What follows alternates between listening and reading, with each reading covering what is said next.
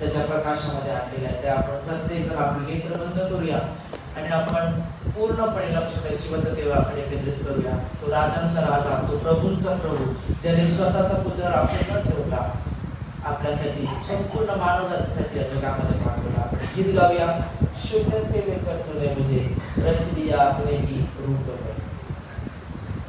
शून्य से लेकर तूने मुझे रच दिया अपने ही रूप में, प्रेम किया है अनंत प्रेम से, दिया पुत्र मेरी मुक्ति के लिए. शून्य से लेके तूने मुझे रच लिया अपने ही रूप में, प्रेम किया है अनंत प्रेम से, दिया पुत्र मेरी मुक्ति के लिए. अनोखा प्यार है तेरा, करूँगा स्तुति तेरी मैं सर्वदा. अनोखा प्यार है तेरा, करूँगा स्तुति तेरी मैं सर्वदा. जग में आया स्वर्ग छोड़ के, मेरा सारा धर्म सह लिया उसने. घोड़े खा के क्रूस उठा के यीशु ने मुझे मुक्ति और चंगाई दे दी है. जग में आया यीशु स्वर्ग छोड़ के, मेरा सारा दंड सह लिया उसने. घोड़े खा के क्रूस उठा के यीशु ने मुझे मुक्ति और चंगाई दे दी है. अनोखा प्यार है तेरा, करूँगा स्तुति तेरी मैं सर्वदा. अनोखा प्यार है तेरा, करूँगा स्तुति तेरी मैं सर्वदा. अन्न वस्त्र और सभी आशीषें दी मुझे उसने भरपूरी से. कठोर सब मुसीबतों से आपकी पुतली जैसे संभाला मुझे.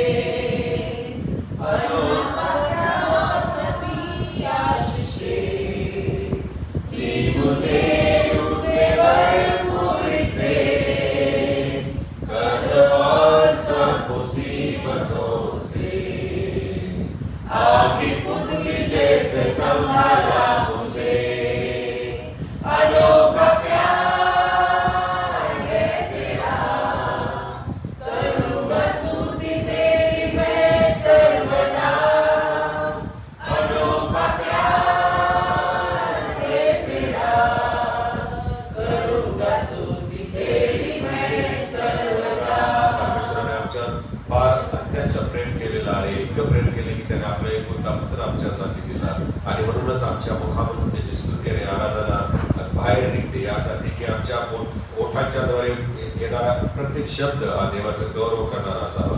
कारण शून्यातून निर्मिती करणारा आमचा परमेश्वर आहे आणि म्हणूनच त्याने आमच्यासाठी त्या प्रभू येशू ख्रिस्ताला भूतली पाठवलं. त्याने स्वर्ग सोडला, आमचे पाप त्याने स्वतःवर घेतले. आमच्यासाठी जो दंड होता आकारलेला तो स्वतःवर घेतला आणि त्याने आम्हाला आशीर्वाद केलं. त्याने आम्हाला निरोगी ठेवलेलं आहे. त्याने आम्हाला आरोग्य दिलेलं आहे. आम्हाला त्याने अन्न वस्त्र सगळे आशिषे सगळे आशीर्वाद त्याने दिलेले आहेत आणि म्हणून त्याच्या भरभरीमधून त्याने जे आम्हाला दिलेले आहे त्याबद्दल आपण देवाचे आभार मानतो. हालेलुया. प्रभू आम्ही तुझी स्तुती आणि आराधना करतो, कारण प्रभुदेवा तू पुरवठा करणारा देव आहेस. आमची गरज पाहून पुरवठा करणारा तू देव आहेस आणि म्हणून प्रभू तुझ्या सर्व आशीर्वादाबद्दल थँक्यू म्हणत आणि आभार म्हणत ही प्रार्थना तारण येशू ख्रिस्ताच्या द्वारे केल्या म्हणतो आहे. आमेन.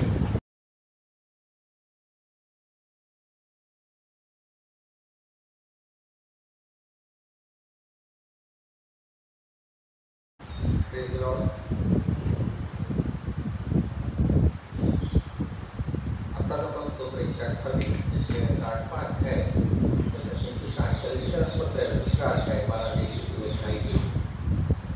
आजचा विषय आहे कौटुंबिक जीवन. कौटुंबिक जीवनामध्ये ख्रिस्ती नातेसंबंध फार महत्त्वाचे असतात. आज आपण त्यावर विचार करणार आहोत. ख्रिस्ती नातेसंबंधाचे 5 पैलू आपण चिंतनासाठी घेणार आहोत. आपण प्रार्थना. पहिलं पैसे नारीश परमेश्वरा तर आम्हाला मान महिमा आणि गौरव आता आणि सर्व आपण पुन्हा एक बार आम्हाला प्रभू एकत्र आणलेला आहे. हे बापा तुझी कृपा आहे आणि कन्याचा दिवस देखील पाहिलेला आहे. बापा या वर्षाच्या शेवटच्या रविवारी आज तुम्हाला बापा वचन सेवा करत असताना त्यांना शक्ती सामान चालू दे. जीवेलांकडे स्पर्श कर. जे ऐकणार आहे त्याचा कृपा करून येण्याच्या मार्गात आहे त्याचा मार्ग सुकर कर. जीव शक्ती नाही त्याला देखील आशीर्वादित कर. ज्ञान प्रार्थना करता प्रभू ख्रिस्त गोड आणि प्रेरणा तो आहे. सर्वांच्या कमी नाही वर्षाच्या शेवटच्या रविवारी मला देवाची वचनाची सेवा करायची. पंचंगाप्रमाणे आजचा विषय कौटुंबिक जीवन असा आहे. कौटुंबिक जीवन म्हणजे कुटुंबाचं जीवन, कुटुंब सदस्यांचं जीवन. कुटुंब सदस्य म्हणजे कोणते पण ती पाहूया. कुटुंब सदस्य फक्त रक्तसंबंधात सदस्य नसतात. कधी भावनिक संबंधाचे कुटुंब सदस्य होतात. कधी वैचारिक समानतेमुळे कुटुंब तयार होतं.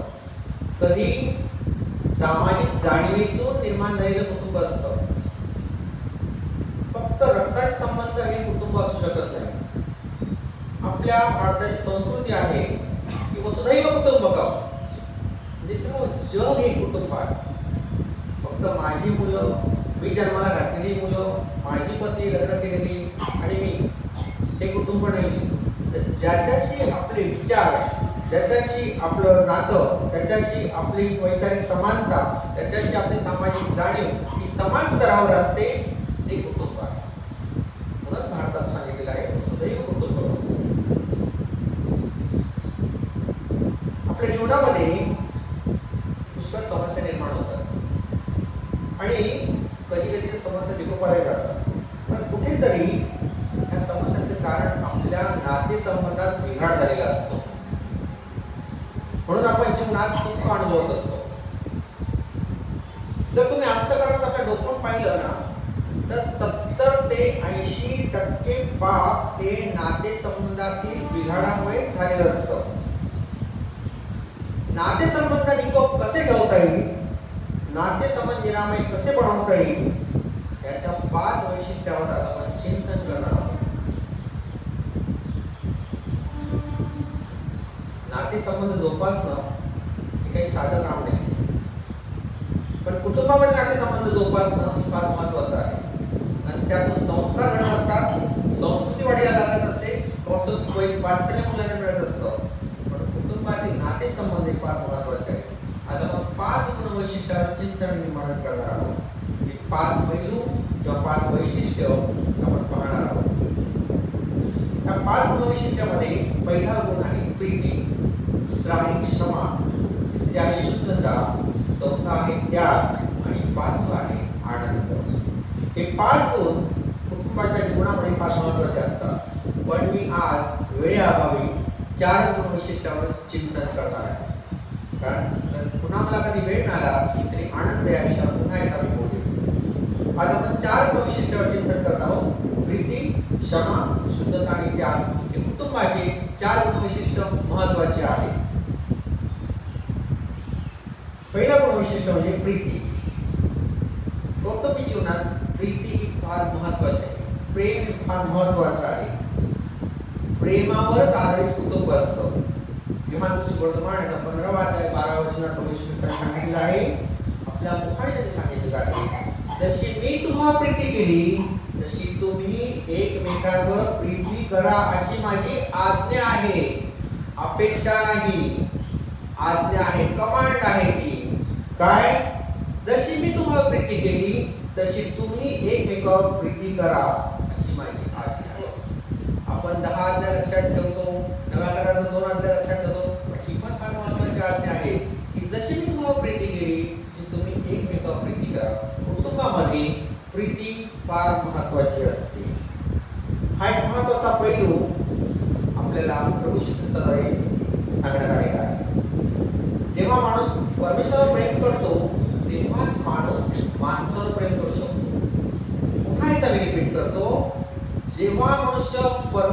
प्रेम करू शकतो तेव्हा माणूस समोरच्या माणसावर प्रेम करू शकतो.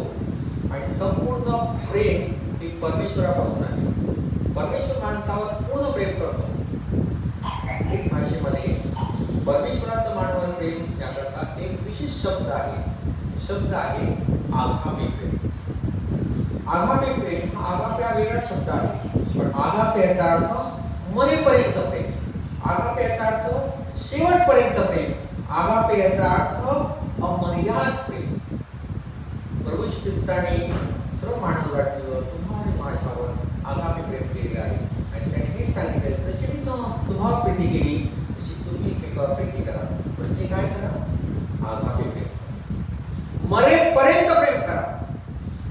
आपण बघतो लग्नाच्या वेळी ते एकमेकाला वचने दिली जातात, मरणाने वियोग होईपर्यंत, म्हणजे आगापे प्रेम करा. इन शॉर्ट तुम्ही पती पत्नी एकमेकावर कसं प्रेम करायचं? आगापे. प्रभू श्री ख्रिस्ताने मरणापर्यंत आपलं प्रेम केलं, आपणही एकमेकावर मरणाने वियोग होईपर्यंत आगापे प्रेम करायचं आहे. जो मनुष्य परमेश्वरावर प्रेम करू शकतो, पुन्हा एकदा सांगतो, तो मित्रांनो कुटुंबासोबत प्रेम करत असतो. त्यासाठी आपल्याला काय करायला पाहिजे? परमेश्वराशी एकरूप होणं फार गरजेचं आहे. जर आपल्या कुटुंबासोबत एकरूप व्हायचं असेल, त्यांच्याशी संवाद साधायचा असेल, त्यांच्याशी भावनिक संवाद साधायचा असेल, तर आपल्याला परमेश्वराशी एकरूप होणं फार गरजेचं आहे. बघा, परमेश्वराशी एकरूप होण्याकरता आपण बाह्यरित्या 3 गोष्टीद्वारे एकरूप होतो, 3 विधीद्वारे एकरूप होतो. पहिली गोष्ट बाप्तिस्मा. आता आपण बघितलं की हे मूल उसाची साक्ष देण्यास लाजणार नाही, ते वचन आई वडिलांनी आता दिलं. पहिला विधी असतो बाप्तिस्मा. याद्वारे आपण परमेश्वराशी एकरूप होतो. दुसरा विधी आहे दृढीकरण. दृढीकरणाद्वारे आपण परमेश्वराशी एकरूप होतो. त्याचा आत्मा आपल्यावर येतो, पवित्र आत्म्याचं आपल्याला मार्गदर्शन मिळतं, त्याचा पवित्र आत्मा आपल्याला कार्य करतो. आणि तिसरा विधी आहे साक्रमेंट. साक्रमेंट ह्या विधीद्वारे आपण परमेश्वराच्या शरीराशी एकरूप होतो. हे 3 विधी फार महत्त्वाचे आहेत. की बाह्य विधीद्वारे आपण परमेश्वराशी एकरूप आहोत. त्या कृतीद्वारे आपण दाखवत असतो की परमेश्वर माझा आहे आणि परमेश्वराचा आहे. बाप्तिस्मा, दृढीकरण आणि पवित्र साक्रमेंट हे फार महत्त्वाचे विधी ख्रिस्ती धर्मामध्ये आहेत, जे आपल्याला दाखवतात की आम्ही परमेश्वराशी एकरूप आहोत. जे आपले अंतर्विधी आहेत, अंतःकरणाचे विधी प्रार्थना. प्रार्थनेद्वारे मनुष्य नेहमी परमेश्वराशी एकरूप होण्याचा प्रयत्न करत असतो. अशा प्रकारे सर्वप्रथम त्या व्यक्तीला प्रेमाचा अनुभव घेण्याची फार गरज असते. त्याकरता प्रार्थनेला त्यांनी वेळ द्यायला पाहिजे. ज्यांनी देवाचा अनुभव आपल्या जीवनात घेतला ते आपल्या कुटुंब सदस्यांना, पत्नीला, सर्वांना प्रेमाचा अनुभव देतील. जर तुम्हाला प्रार्थनेत प्रेमाचा अनुभव नाहीये, परमेश्वराला प्रेमाचा अनुभव नाहीये, निश्चितच तुम्ही देऊ शकणार नाही. सेंट जुलियन लिमार्ड यांनी पवित्र सहभागितेची विधी हा उपासनेमध्ये आणलेला आहे. ते फार जुने शिक्षक होते आणि त्यांनी बघितलं की पवित्र उपासना ही सहभागितेविना अपूर्ण आहे, म्हणून पवित्र सहभागीचा विधी जुलियन लिमार्ड यांनी आपल्या पवित्र उपासनेमध्ये आणलेला आहे. त्यामुळे साक्रमेंटचा विधी आणलेला आहे. त्याद्वारे काय होतं? आपण पवित्र साक्रमेंटाद्वारे परमेश्वराच्या कृपेच्या अवस्थेत येत असतो.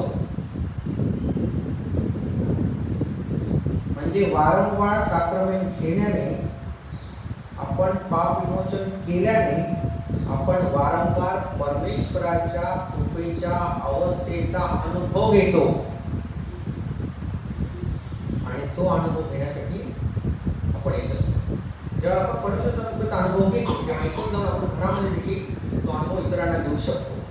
म्हणून चर्चला येणं, तो सहभागिता घेणं फार महत्त्वाचं आहे. दुसरे आहे की परमेश्वराकडून आपण फक्त घेण्याचा विचार करत असतो. परमेश्वर मला हे पाहिजे, ते पाहिजे. आपल्या मते परमेश्वरा दानशूर आहे. आपण फक्त मागत असतो. म्हणून आपण जेव्हा प्रेम करतो, कधी काय होतं? मिळतो म्हणून प्रेम केलं जातं. तो मनुष्य स्वभाव आहे. जेव्हा प्राप्त होत असतो तेव्हा ते प्रेम जास्त अधिक असतं, जेव्हा प्राप्त असतं तेव्हा प्रेम कमी होतं. हा मनुष्य मानवी स्वभाव आहे. त्यामध्ये काय वाईट नाही. आपण देवापासून मागत असतो, आपल्याला वाटतं देव दानशूर आहे, देवावर प्रेम करायला लागतो आणि देवावरील प्रेमाखातर आपण कुटुंबावर प्रेम करतो, आपल्या शेजाऱ्यांना प्रेम करतो. आणि मग काय होतं पुढे एक अशी अवस्था येते की आपण परमेश्वराच्या प्रेमापोटी ती करत असतो. आणि मग आपण काय करतो पुढे परमेश्वराच्या नावाने प्रेम करतो. तीन अवस्था आहे. म्हणून आपण परमेश्वरामध्ये मिळवलेले असेल, परमेश्वराचं प्रेम आपल्याला मिळालेलं असेल तरच आपण कुटुंबामध्ये प्रेम करू शकतो, प्रेम देऊ शकतो, प्रेमापोटी आपण सर्व काही करू शकतो आणि प्रेमाद्वारे आपण सर्व काही करू शकतो. पण परमेश्वराच्या प्रेमाचा अनुभव घेणं फार महत्वाचं आहे आणि कुटुंबाचा फार मोठा पैलू आहे प्रेम असावं. ज्याद्वारे आपली कुटुंब संरचना एकत्र राहू शकते. प्रभू ख्रिस्ताने सांगितलेलं आहे, जशी मी तुम्हाला प्रीती केली तशी तुम्ही एकमेकांवर प्रीती करा. उत्तम उदाहरण आहे. आपण दुसरा पैलू बघू. कुटुंब व्यवस्थेचा दुसरं गुणवैशिष्ट्य आहे क्षमा. निसर्ग कधी क्षमा करत नाही. मनुष्य कधी कधी क्षमा करतो, पण परमेश्वर नेहमीच क्षमा करतो. हे चिरकाल सत्य आहे. निसर्ग कधी क्षमा करत नाही. ते 2005 चा महापूर बघितला असेल, अनुभवला असेल, त्यांना अनुभव आला असेल निसर्ग कसा आहे तो. जे महापुरात सापडलं त्यांना चांगला अनुभव असेल की निसर्ग कधी क्षमा करत नाही. कारण मुंबई एवढी वाढली, पाणी जायला वाट नाही, त्यामुळे पाणी तुमच्या मुंबईमध्ये मुंबई पाण्याखाली गेली होती. 26 जुलै 2005 मनुष्य कधी कधी क्षमा करतो, परमेश्वर मात्र नेहमी क्षमा करत असतो. एक उदाहरण देतो. एकदा एक विद्यार्थी आपल्या शिक्षकांना भेटायला गेले आणि त्यांनी त्या विद्यार्थ्यांची ओळख सांगितली. तुम्ही काय झाले शिक्षक होते आणि त्यांनी सांगितलं, सर मी ह्या वर्षी ह्या वर्गामध्ये बसायचो, या वर्षी मी हा विषय शिकवत होता, मी ह्या भागावर बसत होतो, सर मी मला ओळखलं का? सर काय झालं की अनेक विद्यार्थ्यांच्या हातावर केली होती, ते मुली नाही बघा मी काय ओळखलं नाही तुला. परंतु त्याने त्या शिक्षकांना आपला रिपिटेशन चालू ठेवलं. सर आठवण ओळखता सर. शेवटी त्याने घटना नाही, सर तुम्हाला एक घटना सांगतो. तुमचं घड्याळ चोरीला गेलं वर्गामध्ये आणि मग तुम्ही सर्वांना विचारलं, कोणीच तयार झालं नाही. मग काय केलं सर तुम्ही? सर्वांना सांगितलं डोळ्यावर पट्टी बांधला आणि सर्व मुलांनी डोळ्यावर पट्टी बांधली आणि त्यात तुम्ही सांगितलं टेबलावर घड्याळ ठेवून द्या. आणि मग टेबलावर घड्याळ ठेवलं गेलं आणि मग सर्व मुलांनी पट्टी काढली आणि टेबलावर घड्याळ होतं. त्यावेळेस सर तुम्ही बघितलं असेल ना, पण घड्याळ कोणी घेतलं? तो मीच तो होतो सर, मीच तुमचं घड्याळ घेतलं. सर बोलले मी अजिबात बघितलं नाही, काय किती ते डोळ्यावर पट्टी बांधली होती, त्यामुळे मला माहित नाही माझं घड्याळ कोणी घेतलं आणि मी घड्याळ घेणाऱ्याला तेव्हा क्षमा केलेली आहे. बघा घटना छोटी आहे पण संदेश मोठा आहे. त्या विद्यार्थ्याला त्या शिक्षकाने तेव्हा क्षमा केली. परमेश्वराला देखील आपलं सर्व काही ठाऊक असतं. आपण कसं बोलतो, कसं वागतो, काय कृती करतो, काय विचार करतो, हे असून देखील परमेश्वर आपल्याला क्षमाच करत असतो. क्षमेबद्दल पवित्र शास्त्रामध्ये सांगितलेल्या काळामध्ये उजळ्या पुत्राची गोष्ट आहे. एक चांगली गोष्ट आहे उजळ्या पुत्राची. की कुटुंबामध्ये कसं वातावरण निर्माण झालं होतं आणि हा उजळा पुत्र कशा प्रकारे वागला. क्षमा करण्यासाठी माणसाने स्वतःच्या जीवनात क्षमा अनुभवली पाहिजे. फार महत्वाचं आहे. जर मी दुसऱ्याला क्षमा करतो म्हणजे मला क्षमेचा अनुभव झाला पाहिजे, तर मी दुसऱ्याला क्षमा करू शकतो. जसा मला परमेश्वराच्या प्रीतीचा अनुभव असेल तर मी कुटुंबात प्रेम करू शकतो. जर मला क्षमा मिळाली असेल तर मी इतरांना क्षमा करू शकतो. याचा 15 अध्याय 11-32 त्या ठिकाणी आपण पाहतो त्या देशामध्ये दुष्काळ पडला होता आणि हा मुलगा एका माणसाला चिकटून राहिला आणि त्याचे डुकरं जाण्याचं काम तो करू लागला. डुकराच्या शेंगा खाण्याची वेळ आली आणि पुढे काय झालं, त्या मुलावर भयंकर दुष्काळ पडल्यामुळे वेळ आली होती आणि त्यानंतर उपरती झाली की माझ्या वडिलांकडे सर्व आहे, ते मी कुत्र्याच्या शेंगा का खाव्या? म्हणून तो आपल्या बापाकडे गेला आणि काय बोलला, मला मोलकरी म्हणून ठेवा. पहा तेवढी नफरत आहे. जो मुलगा वारस आहे, जो मुलगा मालक आहे, जो मुलगा धनी आहे, तोच मुलगा आज म्हणत आहे मला मोलकरी म्हणून ठेवा. का म्हणाला? त्याने पाप केलं, जाणीव झाली होती आणि चूक केली, जाणीव झाली होती. म्हणून त्याने नम्रता स्वीकारली की मला आपला मोलकरी म्हणून ठेवा. पहा, त्याने निर्णय घेतला. त्याला फक्त जाणीव झाली नाही, तर त्याने निर्णय पण घेतला. पहिली जाणीव होते आणि नंतर व्यक्ती निर्णय घेतो. आज आपण आपल्या अंतःकरणात डोकावून पाहूया की किती गोष्टींविषयी अजून मला निर्णय घ्यायचा बाकी आहे. आज 2024 या वर्षाचा शेवटचा दिवस आहे. किती अजून मला बाकी आहे मला निर्णय घेण्याचं. किती जणांपुढे मला जाऊन क्षमा मागायची आहे.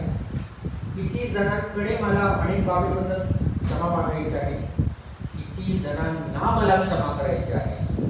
आज खरोखर हा निर्णय घेण्याची वेळ आहे की क्षमा हे फार महत्त्वाचं आहे. कुटुंबामध्ये क्षमा फार महत्त्वाची असते. त्या अवघ्या पुत्राच्या बापाने त्याला क्षमा केली आणि त्याला मोठी मेजवानी दिली त्याकरता. त्याला अंगठा घातला. जर आपल्याला देखील प्रभू येशू ख्रिस्ताने क्षमा केली, तो देखील आपल्याला कृपेचा अंगठा घातल्याशिवाय सोडणार नाही. पण आपण त्याच्याकडे जाणं गरजेचं आहे. हो, त्याची क्षमा मागणं गरजेचं आहे. फक्त निर्णय घेऊ नका, कृती करणं गरजेचं आहे. आजचा शेवटचा रविवार आहे, वर्ष सरत आलेला आहे. आज आपण निर्णय घेतला पाहिजे आणि त्याप्रमाणे कृती करायला पाहिजे. बघा, निर्णय घेणं फार सोपं असतं, कृती त्यामागे करायची असते. कारण की निर्णयाविना कृती दिशाहीन असते आणि कृतीविना निर्णय ही कल्पनाच असते. म्हणून निर्णय आणि त्यामुळे कृती ही फार महत्त्वाची असते.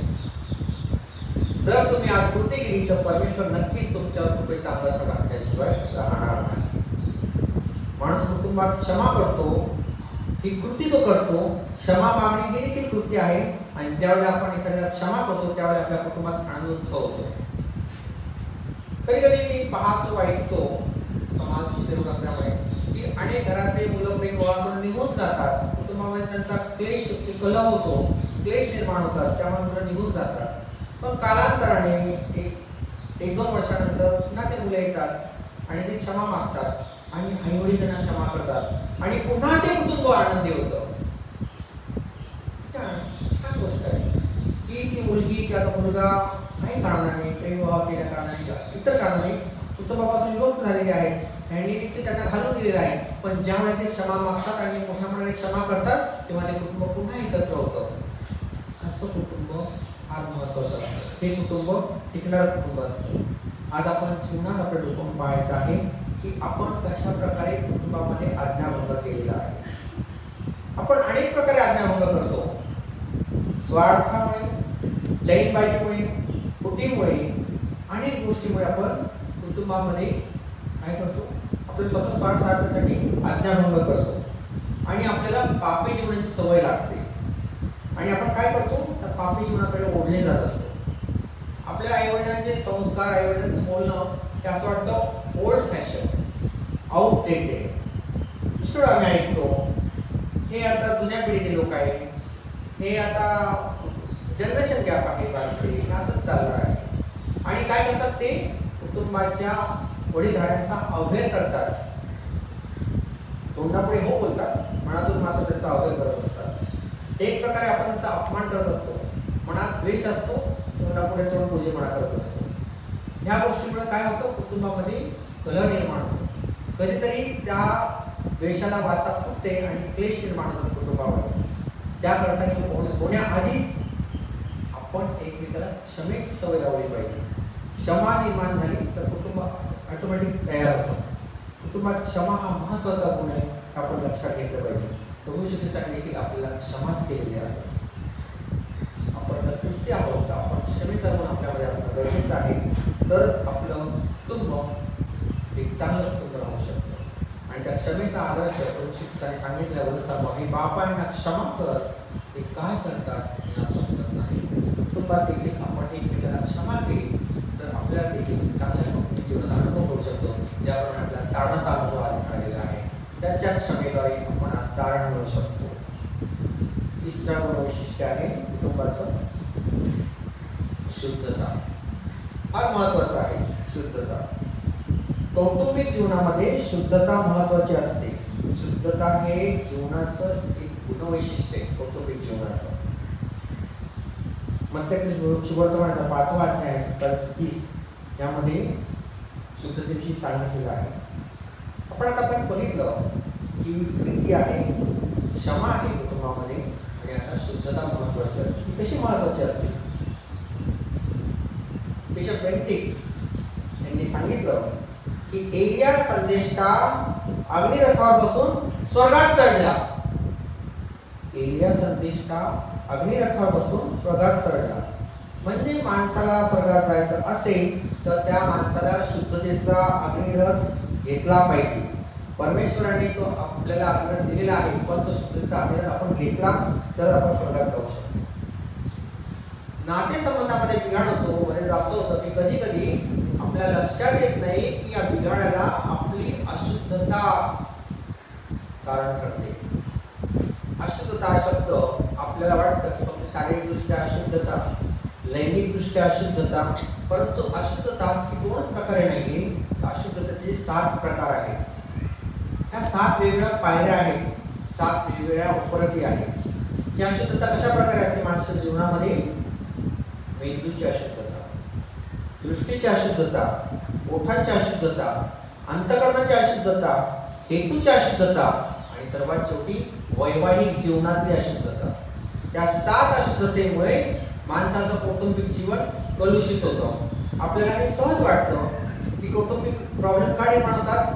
कुटुंब म्हणजे फक्त रक्तसंबंधाचं कुटुंब म्हणत नाही. पुन्हा एकदा सांगतो हे समविचारी आहे, एकाच पातळीवरती विचार करणारे आहेत. त्या सर्वांना घेऊन आपण कुटुंब म्हणत आहोत. म्हणून पुन्हा बोललो वसुधैव कुटुंबकम, सर्वविश्वही आपलं कुटुंब आहे. त्या कुटुंबामध्ये आपण जगत आहोत, राहत आहोत. त्यामध्ये आपण कसं राहावं, कसं वागावं याविषयी आज आपण चिंतन आणि मनन करणार आहोत.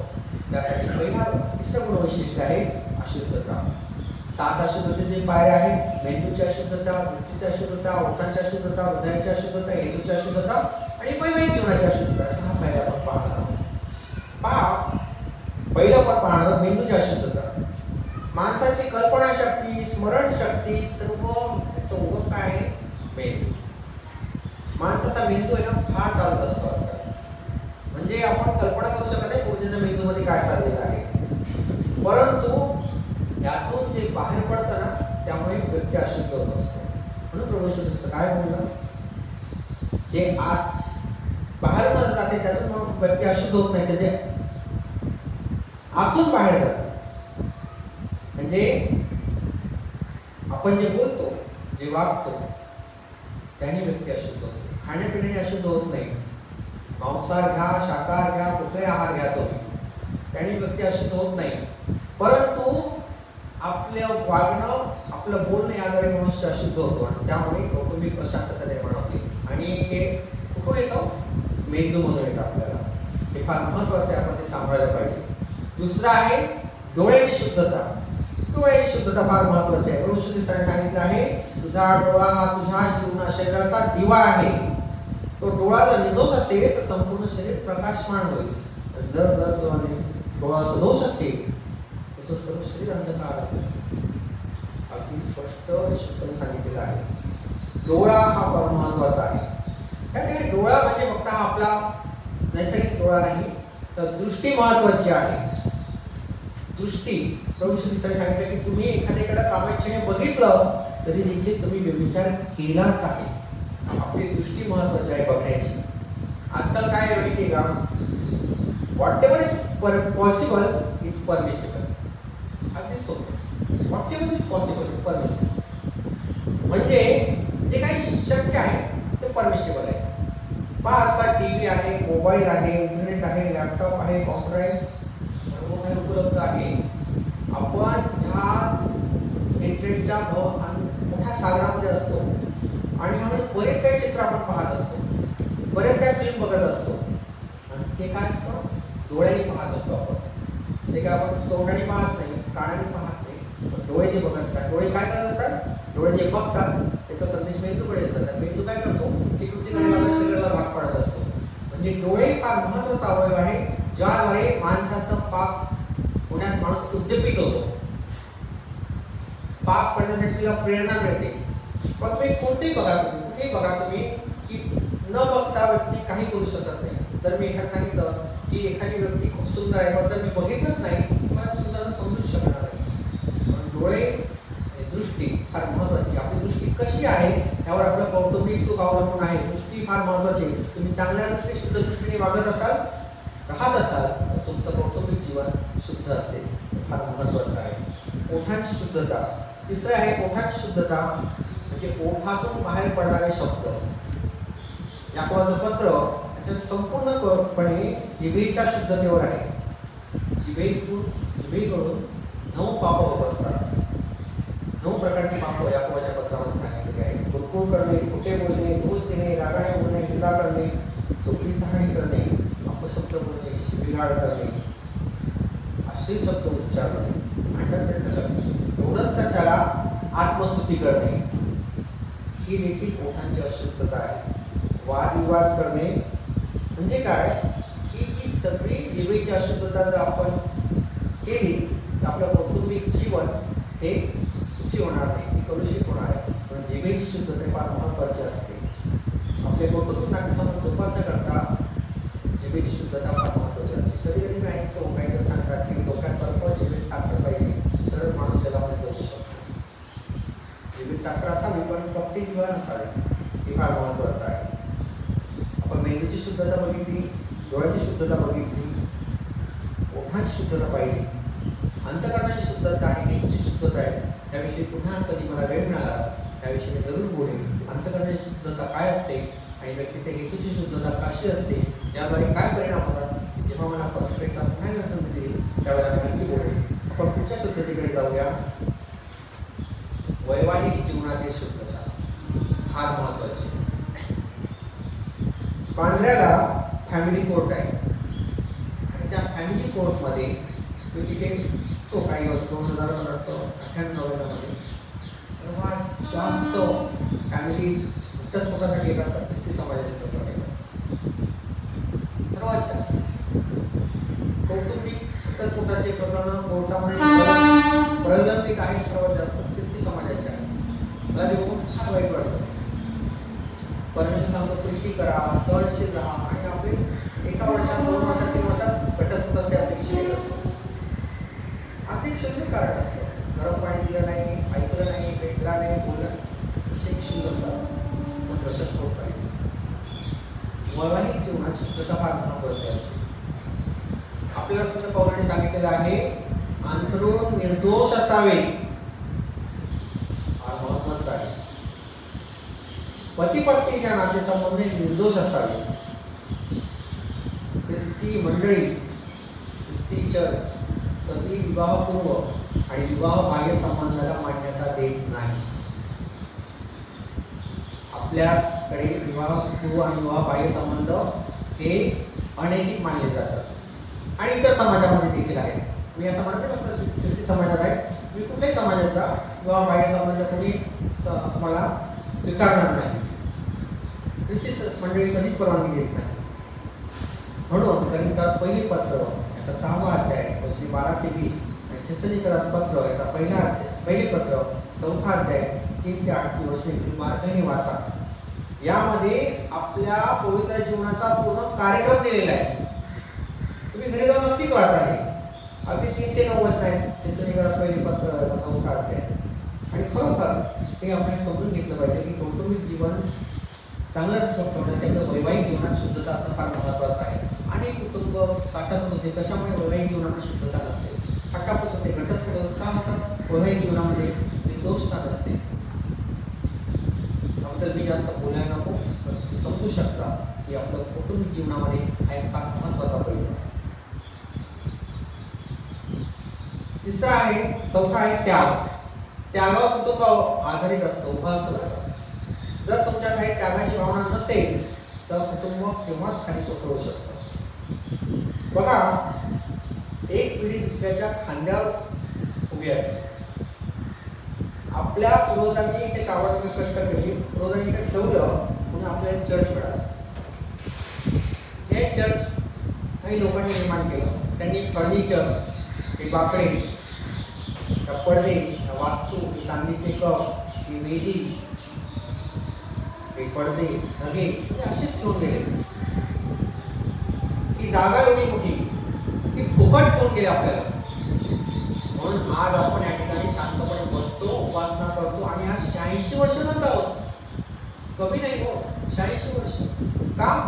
कारण आपल्या पूर्वजांनी तो त्याग केला, ते ठेवून गेले. त्या त्यागामुळं, त्यांच्या त्या वारसामुळं आज आपण सुखाने समाधानाने या वास्तूमध्ये बसून परमेश्वराची आराधना, उपासना, सहभागिता घेत आहोत. 86 वर्ष. जर त्यांनी ठेवलंच नसतं तर काय केलं असतं? जर त्यांनी सगळं विकून गेले असते, आम्हाला देश सोडायचा जायचा ना, पटापट विकून टाकूया, तुला काय मिळालं असतं? ते कामा भिंती काहीच मिळालं नसतं. पण हे बाकडे, फर्निचर, कप, चांदीचे सर्व धगे, पडदे सगळे इथे ते सोडून गेले. तो त्यांनी वारसा दिला आपल्याला, म्हणून आज आपण त्या वारसाने बसलेलो आहोत. 86 वर्ष उपासना करत आहोत. ते फार महत्वाचं आहे. त्यांचा त्याग महत्वाचा आहे. त्यांनी त्यागलंय सर्व. त्यांनी त्यांच्या कामाच्या कष्टाच्या पैशाने ते चर्च उभं केलं होतं आणि ते चर्च ते असेच सोडून गेले. या वस्तू ते असेच सोडून गेले. त्यांच्या कष्टाच्या कामाच्या पैशाची ती वस्तू मी विकत घेतली होती आणि ती आज आपल्यासाठी फुकट सोडून. हे आपण नेहमी लक्षात ठेवलं पाहिजे. नुसता उपभोग घ्यायचा नाही, त्याचा आपण जाणीव देखील ठेवली पाहिजे. म्हणून एक पिढी दुसऱ्या पिढीला वारसा देत असते. कौटुंबिक जीवनामध्ये त्याग हा महत्वाचा आहे. आपण क्षमा बघितली, भीती बघितली, शुद्धता बघितली, आता वाढण्या शब्दाचे चिंतन करीत आहोत. आपण बघतो की त्याग शब्दाचे चिंतन करीत आहोत. आपण बघतो की चांगल्या शब्दाचं उदाहरण. आज देखील आपण एखाद्या महारोग्याला हात लावत नाही. एखादा कुष्ठरोगी आला समोर की अजिबात आपण हात लावत नाही, स्पर्शच करत नाही. एखादी डेड बॉडी असेल तर त्याला हात लावत नाही, आपण स्पर्श करत नाही, लावूनच प्रार्थना करतो, आपण हात लावत नाही. तेवढंच कशाला, समोर एखादा रक्त थावड्यात पडलेला माणूस असेल ऍक्सिडेंटमध्ये, आपण त्याला देखील हात लावत नाही. पहिला फोन करतो, ॲम्ब्युलन्स ॲम्ब्युलन्स ॲम्ब्युलन्स. डॉक्टर कुठे, डॉक्टर कुठे, पोलीस कुठे, हे बघतो आपण स्वतः त्याला हात नाही लावतो. त्याला पाणी पण पाहत नाही, त्या बाटलीचं पाण्याचं मुचं उडवतो. ही आपली मानसिकता आहे. त्याला हात लावायचा नाही, कुष्ठरोगाला तर अजिबात बघत पण नाही. आणि जो जिवंत आहे त्याची अवस्था बघून आपण दूरच पडून जातो. कशाला आपल्याला लक्षात येतो पोलिसांचं, कशाला आपण जायचं साक्षीदार, चला चला तिथे आपण फोन केले नाही, ॲम्ब्युलन्सही आपण घेऊन जाईल त्याला. ही आपली मानसिकता आहे. परंतु या ठिकाणी मला सांगू द्या की जर त्या शंभरोने त्या व्यक्तीला हात लावला नसता, त्याने असा विचार केला का मी अशुद्ध होणार माणसाला हात लावल्याने? त्याने अजिबात विचार केला आहे. तो कुठल्या धर्माचा आहे, कुठल्या कुळातला आहे, कुठल्या गोत्रातला आहे, कुठल्या प्रांतातला आहे, मी बघितलेलं नाही.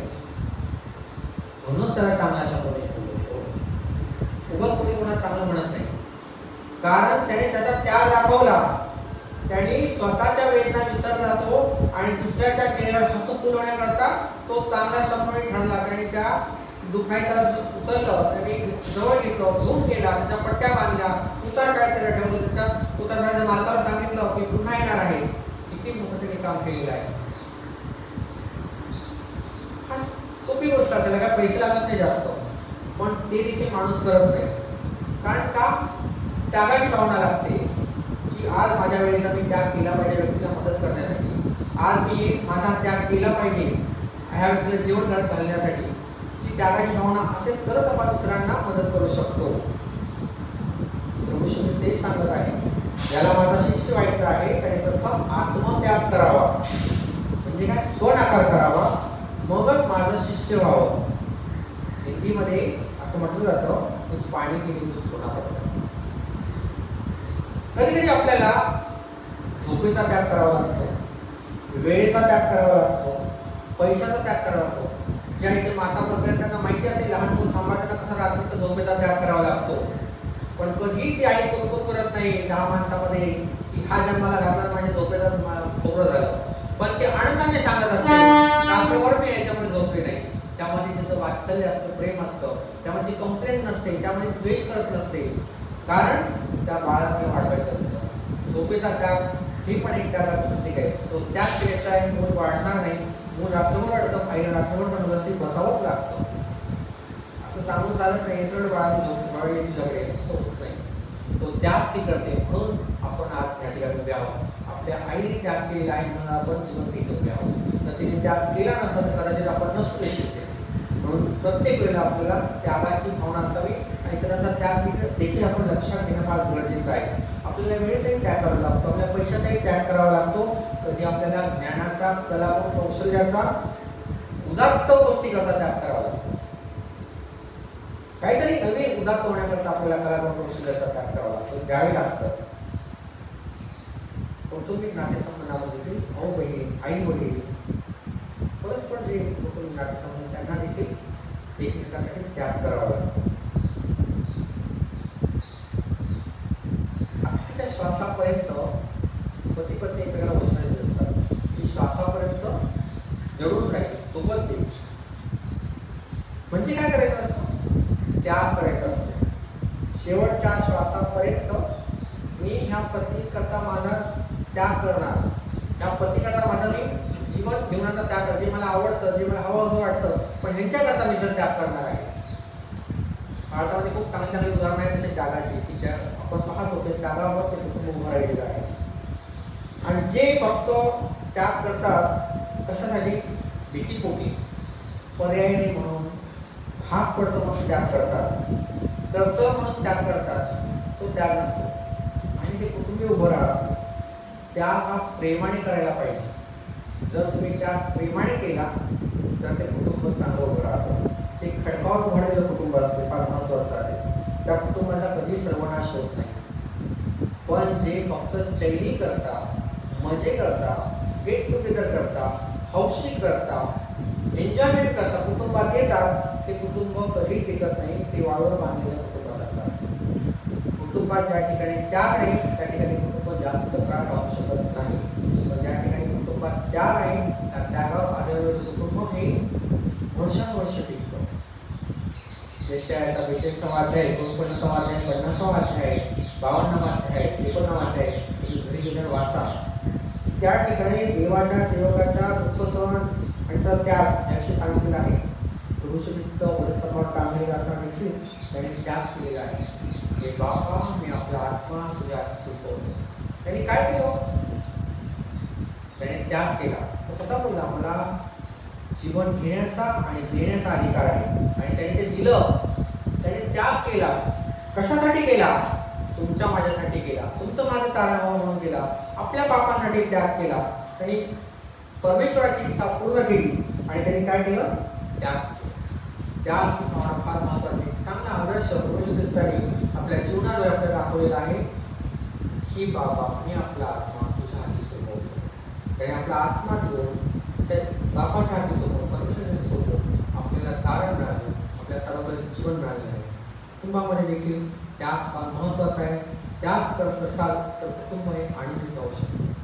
बरोबर आज ह्या 4 विशेषांद्वारे तो परमेश्वर चिंतनाद्वारे संदेशाद्वारे